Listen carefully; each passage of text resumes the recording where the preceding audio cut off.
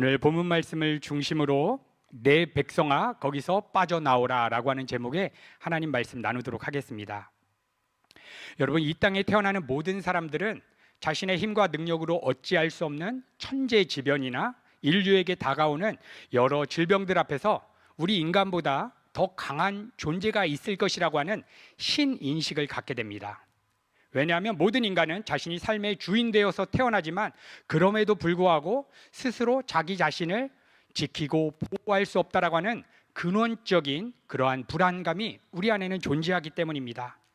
그래서 인류가 시작된 시점부터 지금까지는 인간 사회에는 종교라고 하는 것이 존재하게 된 것입니다. 그런데 신의 실체는 알 수 없기 때문에 나무나 조각상을 만들고 짐승의 머리를 잘라다가 거기에다가 각자마다 절을 하고 치성을 하면서 내 삶의 어려운 인생 문제들을 해결받기를 원하는 것입니다. 그리고 인류는 과학과 문화가 이렇게 발달하면서 함께 종교 역시 점점 체계화되었습니다. 여러분, 그런데 이 세상 모든 종교의 주된 특징이 있습니다. 그것은 신 자체를 목적 삼지 않고 있다는 것입니다. 모든 종교의 특징은 결국 나의 유익과 나의 안정을 지키기 위해서 신의 힘과 능력을 추구하는 것입니다. 여러분, 우리는 2025년 AI 시대를 살아가고 있습니다. 프랑코지는 AI를 이용해서 은혜가족 주제곡도 만들어냈습니다. 지금 이 시대는 과거에 비해 종교를 의지하거나 열정적인 종교 활동에 참여하는 숫자가 굉장히 많이 떨어졌습니다. 특별히 코로나 시기를 지나면서 기독교뿐만 아니라 모든 종교가 전반적인 신자 수가 감소하고 있는 것이 현실입니다. 그러나 종교 기관에 사람들이 나아가지 않는다고 해서 인간 안에 있는 종교심 자체가 사라진 것은 아닙니다. 인간은 여전히 자신의 한계를 인식하고 그 한계를 넘어 있는 어떠한 초월적인 대상에 대한 갈망을 품고 살아갑니다. 저는 올해 1월에 한국에 방문한 적이 있습니다. 지인들을 만나기 위해서 부산을 제가 다녀왔습니다. 해운대 바닷가 앞에 있는 시내 거리를 돌아보게 되었는데 깜짝 놀랄 만한 광경을 목격하게 되었습니다. 한 집 건너 한 집에 점치는 타로집이 있는 것입니다. 여러분, 과학과 문명이 이렇게 발달했는데 왜 사람들은 여전히 그러한 미신적인 요소를 찾아가는 것입니까? 그것은 종교의 외형이 바뀌었을 뿐 결국 사람들이 추구하는 중심에는 나의 자아가 있기 때문입니다. 내가 원하는 것을 얻기 위한 수단으로, 내 미래에 대한 궁금함을 알고 싶은 수단으로 점집이든 타로이든 심지어 하나님까지도 수단처럼 사용하려고 하는 경향이 모든 인간 안에 있는 것입니다. 여러분, 그러나 우리 기독교 신앙은 종교가 아니라 복음입니다. 종교는 자신이 믿는 신의 속성을 알고 싶거나 신과 인격적인 관계를 목적하지 않습니다. 그러나 복음은 우리를 창조하신 삼위일체 하나님을 알아가면서 그분만을 우리의 마음과 뜻과 힘을 다해서 사랑하는 것이 우리 기독교의 목적지입니다. 여러분, 그런데 2000년 전 우리 주님께서 이 땅에 오셔서 하나님을 믿는다고 자처했던 유대인들의 신앙의 모습을 보았을 때 깜짝 놀라는 것입니다. 하나님에 대한 관심도 없고 하나님에 대한 믿음은 없는데 종교적인 형식은 굉장히 화려하게 지키고 있었던 것입니다. 형식만 남은 채 본질은 빠졌던 것입니다. 특별히 우리 주님께서 유대인들의 명절이 되어서 예루살렘 성전에 찾아오는 수많은 사람들을 보시면서 그들의 내면을 꿰뚫어 보시면서 그들이 하나님을 만나고 하나님을 사랑하려고 하는 목적으로 예루살렘 성전에 온 것이 아니라 결국 내가 내 삶의 주인 되어서 이것만 해결되면 행복할 것 같고 이것만 변화되면 만족할 것 같은 그러한 마음을 품고 하나님의 능력을 구하러 온 것입니다. 또 어떤 사람들은 명절에 성전에라도 가지 않는다면 자신의 삶에 어려움이 오거나 건강에 문제가 생기거나 재정에 문제가 생기지는 않을까 하는 두려움 때문에 예배당에 나온 사람도 있었고, 어떤 분들은 하나님에 대한 기대감은 없지만 단지 습관처럼 그러한 종교 형식을 가지고 있었던 사람도 있었습니다. 여러분, 이러한 그릇된 신앙의 모습은 2000년이 지난 지금 현재 하나님을 믿는다고 하는 수많은 사람들에게도 발견되는 것 같습니다. 그 사람들의 가장 주된 특징은 하나님을 예배하는 예배당에 나왔지만 하나님을 만나야 되겠다, 내가 오늘 이 예배 시간 꼭 창조주 하나님을 내가 인격적으로 만나야 되겠다, 그분을 누려야 되겠다는 간절함은 없고 어떠한 화려한 형식과 외형만 있는 것입니다. 내가 믿는 하나님의 성품과 속성은 무엇인가? 여러분, 오늘 우리가 이 예배 가운데 그 하나님의 성품을 단 한 가지라도 알고 가야 되지 않겠습니까? 우리 기독교 신앙은 영원한 생명을 걸고 하는 것인데, 내가 정말 구원을 받고 영생을 가진 사람이 맞는가?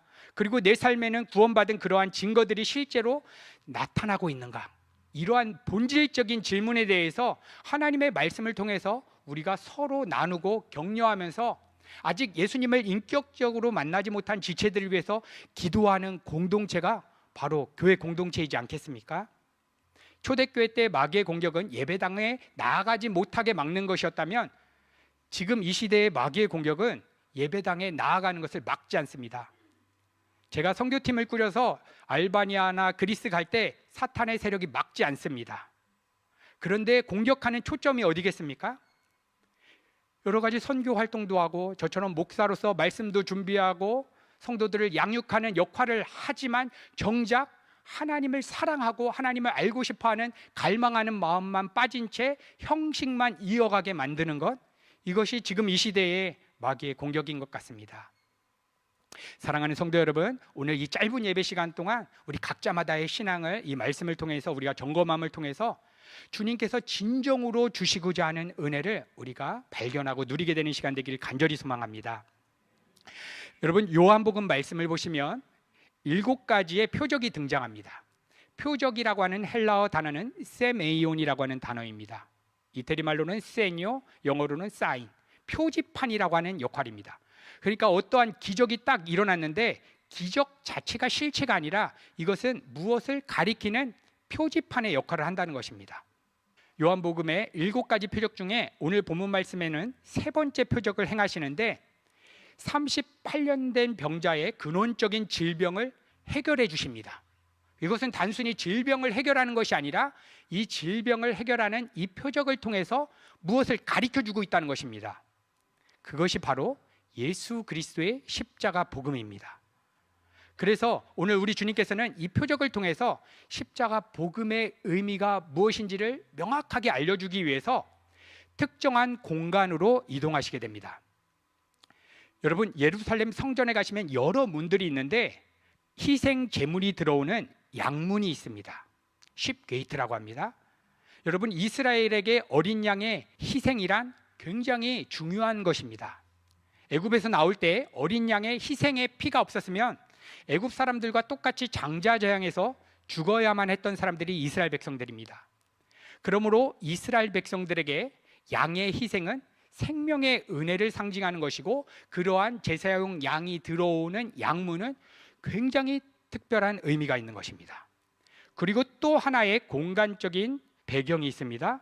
그것이 바로 베데스다 연못입니다. 베데스다는 2가지 단어의 합성어입니다. 베이트의 벳은 집이라고 하는 의미이고, 헤세드는 은혜, 자비, 국률이라고 하는 의미입니다. 따라서 베데스다의 의미는 은혜의 집, 국률의 집, 자비의 집을 상징합니다. 그러니까 오늘 본문 말씀의 배경의 설정은 예수 그리스도의 십자가 희생을 상징하는 제사용 양이 들어오는 양문 곁에 은혜의 집이라고 하는 연못이 있는 것입니다. 여러분, 이러한 배경 설정은 무엇을 이야기하는 것이겠습니까? 오직 예수 그리스도의 십자가 은혜만을 통하여서 은혜의 집, 하나님의 나라를 우리가 누릴 수가 있다, 하나님의 나라를 들어갈 수 있다는 것을 상징적으로 보여주고 있는 것입니다. 여러분, 한번 생각해 보십시오. 여기에 베데스다 연못이 있습니다. 그 다음에 주변에 수많은 병자들이 우글거리고 있습니다. 여러분, 이 베데스다 연못에 왜 수많은 병자들이 우글거리면서 모여들고 있는 것입니까? 그것은 그 시대 때 민간 신념이 있었습니다. 가끔 천사가 하늘에서 내려와서 그 연못을 땅 동하면 물이 막 흔들리지 않습니까? 이때 가장 빨리 연못에 들어가면 어떤 질병이든 다 낫는다라고 하는 민간 신념이 있었기 때문입니다. 이것은 그 시대 때의 미신입니다. 그럼에도 불구하고 이러한 미신을 원칙 삼아서 베데스다 연못을 중심으로 해서 인간 사회가 구축되고 있었습니다. 여러분, 이것이 상징적으로 보여주는 것이 있는데 바로 죄로 물든 이 세상 전체를 상징적으로 보여주고 있는 것입니다. 여러분, 우리가 살아가는 이 사회는 세속적인 신념으로 인간 사회가 구축되어 있습니다. 어떠한 세속적인 신념이 있느냐? 돈을 많이 벌면 행복할 것이다. 좋은 직장에 들어가면 행복할 것이다. 내가 원하는 대로 삶이 펼쳐지면 행복할 것이다. 우리 유학생인 경우에는 콘서에 단번에 합격하면 행복할 것이다. 그리고 부자는 성공한 것이고 가난한 것은 실패라고 하는 그러한 세속적인 신념이 모든 인간 사회의 생각과 마음을 지배하고 있습니다. 그런데 더욱더 심각한 것은 창조주 하나님을 아버지라고 하고 믿는 사람들이 이러한 세속적인 신념에 사로잡혀서 하나님 앞에 나오지만, 하나님, 이 세상에 재정을 나에게 더 많이 베풀어 주세요. 사업의 성공을 이루어 주세요. 이 세상 사람들이 추구하는 똑같은 것을 하나님 앞에 구하는 것, 여러분, 이것이 세속적인 신념에 사로잡힌 우리 그리스도인의 모습이지 않을까 생각됩니다.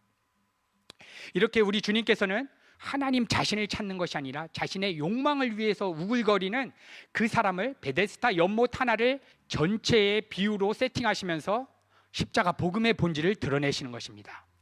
여러분, 수많은 병자들이 있는데 우리 예수님께서 단 한 명에게만 찾아갔습니다. 누구에게 찾아갔습니까? 오늘 본문에 보니까 등장하는 사람, 38년 된 병자. 성경을 다 찾아보면 38년 된 병자의 이름은 무엇인지, 출신 배경은 무엇인지, 어디 유학파인지 내용이 나오지 않습니다. 38년 된 병자라고만 나옵니다. 왜냐하면 38이라고 하는 숫자는 이스라엘 백성들에게 굉장히 큰 의미를 갖는 숫자입니다. 이스라엘 백성들에게 38이라고 하는 숫자는 심판의 때, 고난의 때를 상징적으로 이야기해 주고 있습니다. 여러분, 출애굽한 이스라엘 백성들을 한번 생각해 보십시오. 애굽에서 10가지 재앙을 봤습니다. 홍해 바다를 가르고 이제 나왔습니다. 하나님의 놀라운 역사를 봤습니다. 근데 광야에 와서 물이 없다, 고기가 없다고 원망하면서 불평하면서 결국 이스라엘 1세대들 전체가 다 죽게 되는 그러한 일이 발생했습니다. 광야 생활 40년 동안 방황했던 시간이 몇 년이었냐면 38년이었습니다. 그러니까 오늘 우리 주님께서 38년 된 병자를 찾아갔다는 것은 구약의 이스라엘 백성들 뿐만 아니라 오늘날 거듭난 성도들 안에도 여전히 이 세상 세속적 신념에 사로잡혀서 살아가고자 하는 우리의 죄악된 자아가 들어있는 것입니다. 그리고 이제 본격적으로 우리 주님께서 38년 된 병자를 고쳐주시는데 이렇게 말씀하시는 것입니다. 내가 낫고자 하느냐? 내가 낫고자 하느냐? 여러분, 이 병자가 베데스다 연못에 와 있는 것 자체가 질병을 낫기 위해서 온 것 아닙니까? 그렇다면 38년 된 병자는 이 질문을 받아서 이렇게 얘기해야 됩니다. 예수님, 내가 정말 낫고 싶습니다. 제가 38년 된 병자인데 무엇을 의미합니까? 38년 동안 질병 치유를 못하고 여기에 있었습니다. 제발 내 질병 좀 해결해 주세요 라고 대답해야 되지 않겠습니까? 그런데 이 38년 된 병자는 뜻밖의 대답을 하는 것입니다. 요한복음 5장 7절, 우리가 이 38년 된 병자의 대답을 같이 나누도록 하겠습니다. 시작. 병자가 대답하되 주여, 물이 움직일 때에 나를 못해 넣어주는 사람이 없어 내가 가는 동안에 다른 사람이 먼저 내려가나이다. 여러분, 깜짝 놀랄 만한 대답이지 않습니까? 38년 동안 병이 낫기 위해서 기다렸습니다. 그런데 몸도 움직일 수 없어서, 물속에 먼저 들어갈 수 없어서 아무것도 못하고 있었습니다. 그런데 예수님이 딱 내가 낫고자 하느냐 질문을 할 때 그의 소망과 그의 꿈은 질병 치유가 아니었습니다. 어떠한 소망과 꿈으로 변화된 것입니까? 물이 동할 때 그 물에 나 첫 번째로 들어갈 수 있도록 물에 넣어주세요. 여러분, 이것은 38년 된 병자뿐만 아니라 베데스다 연못에 있었던 수많은 병자들의 소원도 이렇게 변화된 것입니다. 그래서 물이 동하기만 한다면, 나보다 약한 사람이 있다면 그를 밟고라도 내가 먼저 들어가서 낫고자 하는 본성을 다들 가지고 있었던 것입니다. 여러분, 이 모습이 바로 지금 현대 사회의 모습인 것 같습니다. 오늘날의 사회를 살펴보십시오. 고등학생이 좋은 대학교에 들어가려면 나와 경쟁하는 다른 사람을 밟아야지만 내가 좋은 대학에 들어갈 수가 있습니다. 유학에 와서 콘서를 들어가려고 합니다. 콘서에 5자리가 남았다고 합니다. 그러면 다른 사람을 밟아야지만 올라가게 됩니다. 콩쿠르에 나갔습니다. 노래를 해서 1등 하려면 나랑 경쟁하는 다른 사람을 밟아야지만 올라갈 수가 있습니다. 이렇게 이 세상 전체가 누군가를 밀쳐내야지만 우리가 높은 자리에 올라갈 수 있는 그러한 구조 속에서 우리는 살아가게 됩니다. 그런데 사람들이 왜 높은 자리를 올라가야 하는지 한번 생각해 보십시오. 목적지가 있지 않겠습니까? 다 마음 안에 이 자리에 올라가면 행복할 것 같다, 만족할 것 같다. 베데스다 연못에 있었던 병자들도 병이 낫는 것이 아니라 물속에 빨리 들어가면 행복할 것 같다, 내가 만족할 것 같다는 마음을 가졌던 것 같습니다. 여러분, 모든 사람들이 원하는 것은 행복과 만족인데 행복 자체를 하나님께 구하는 것이 아니라 하나님, 내가 원하는 이러한 꿈 이루어 주시옵소서, 하나님, 내가 원하는 사업의 성공 나에게 주시옵소서 하는 것으로 바뀌어졌다는 것입니다. 여러분, 그러나 하나님께서는 행복이라는 것을 어떻게 디자인해 놓으셨냐면 하나님과의 인격적인 관계 안에서 인간이 참된 행복과 만족을 얻도록 그렇게 디자인해 놓으셨습니다.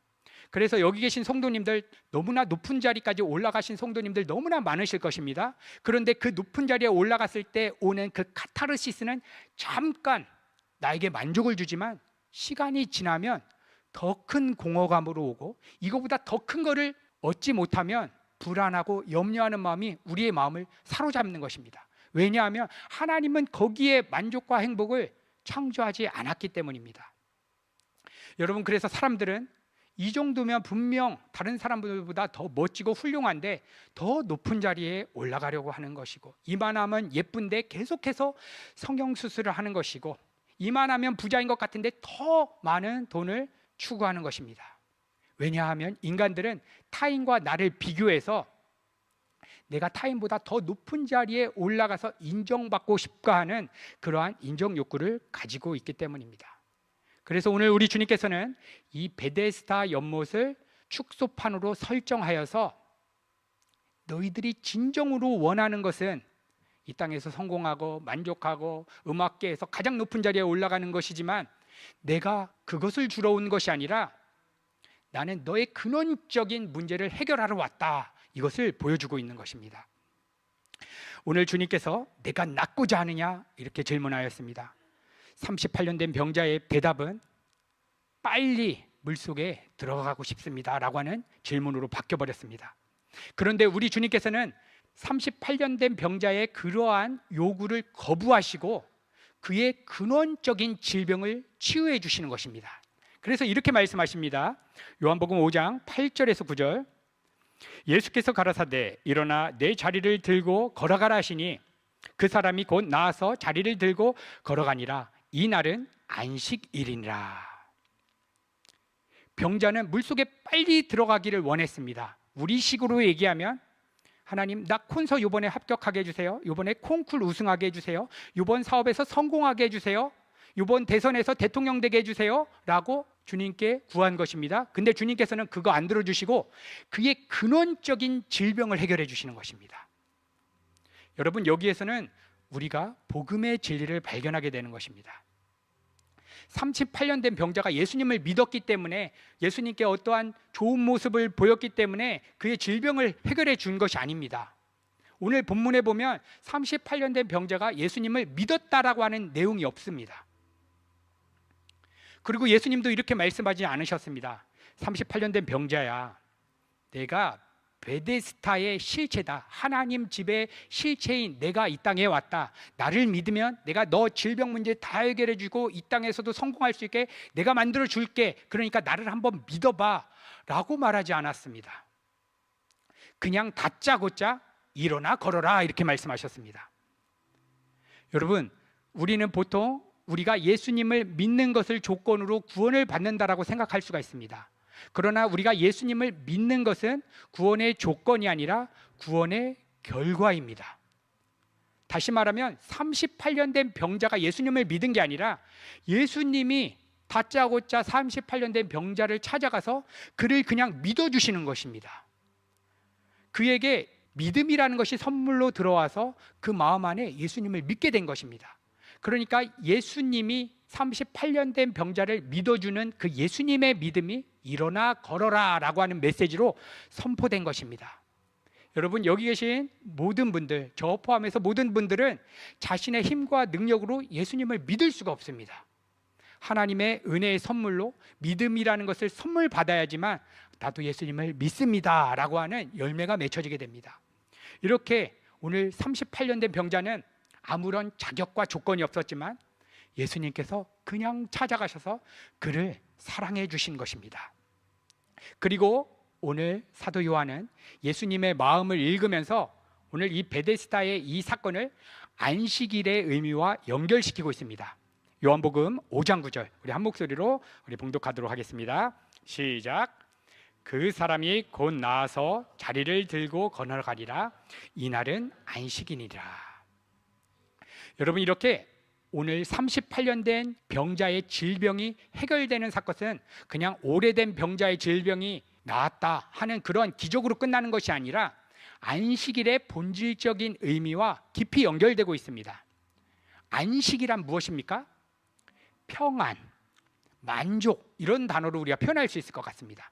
근데 이 세상의 평안과 만족을 한번 생각해 보십시오. 재정 문제가 터졌을 때, 재정 문제가 해결될 때 우리 사람들은 평안하고 안심합니다. 병원 가서 검사했는데 암 말기라고 나왔습니다. 그 다음 주에 다시 검사했더니 깨끗하다라고 얘기합니다. 그 순간 우리는 평안을 갖습니다. 이렇게 이 세상의 환경과 조건에 따라서 우리의 마음에 안정감이 오는 것은 성경에서 말하는 안식이 아닙니다. 성경에서 말하는 안식은 환경과 상황과 상관없이 하나님과 관계 안에서 누려지는 근원적이고 본질적인 안정감, 온 천지 만물을 창조하신 그분이 내 아버지라는 사실 때문에 오는 그 안정감, 지금 당장 죽어도 아버지 계신 그 집으로 들어간다라고 하는 그 사실을 믿는 믿음 안에서 오는 그 안정감, 그것을 오늘 예수님께서 38년 된 병자에게 주시는 것입니다. 오늘 여기 계신 성도님들도 각자마다의 소원과 원함이 있을 것입니다. 하나님, 이번에 입시를 준비하는 학생입니다. 할 수만 있다면 이번에 합격하고 싶습니다. 콩쿠르를 나갔습니다. 할 수만 있다면 높은 점수를 받고 높은 등수에 들고 싶습니다. 유학 생활을 끝내고 이제 직장 생활에 들어가는데 좋은 직장 할 수만 있으면 갔으면 좋겠습니다. 각자마다의 소원과 원함이 있을 것입니다. 이때 우리 주님께서는 내 백성아 거기서 빠져나오라 이렇게 말씀하시는 것입니다. 네가 높은 자리에 올라가고 네가 원하는 대로 삶이 펼쳐질 것만이 행복하다고 생각하고 다 높은 자리에 올라가야지만 성공했다라고 여기는 이러한 세속적인 그러한 신념에서 빠져나와서 하나님과의 관계 안에서 지금 주어진 삶 가운데 성실하게 하나님과 동행하면서 그 안에 숨겨져 있는 하나님의 은혜를 발견해라, 이렇게 말씀해 주시는 것입니다. 사랑하는 성도 여러분, 오늘 38년 된 병자의 모습은 저와 여기 계신 성도님들의 모습을 상징적으로 보여주고 있는 것입니다.